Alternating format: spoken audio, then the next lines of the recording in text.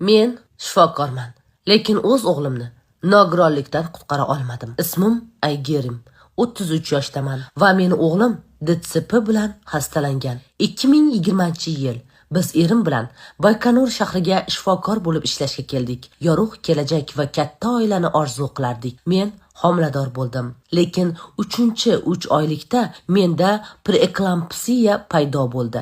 2021-yil Ilyas tug'ildi.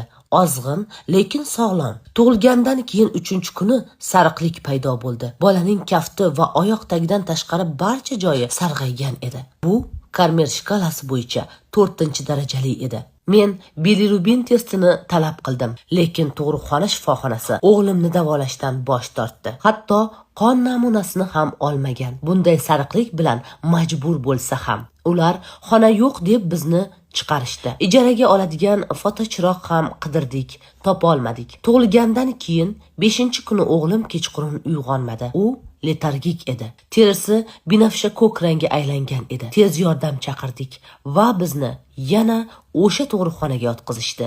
Uni jonlantirish bo'limi o'rniga tez yordam bo'limiga yonimga qo'yishdi. Men uning barcha nolalarini va ruhiy faryodini eshitdim. Bu qiynoqlar uning qanchalik kasal ekanligini eshitish va ko'rish va qanday yordam bermaslikni bilish edi. Ular qon tahlilini o'tkazishganida bilirubin darajasi 547 edi. Ular buni bilishgach, zudlik bilan qon almashtirish amaliyoti va fototerapiya o'rniga chaqalog'imga faqat magniy va glyukoza quyishdi. Ular ertalabgacha fototerapiya boshlamadilar va uni kuniga 4 marta, atiga 15 daqiqaga qo'yishlarini aytishdi. Men chiroqni talab qilib kuchliroq qichqira boshlaganimdan keyingina har 2 soatda 20 daqiqaga ko'tardilar.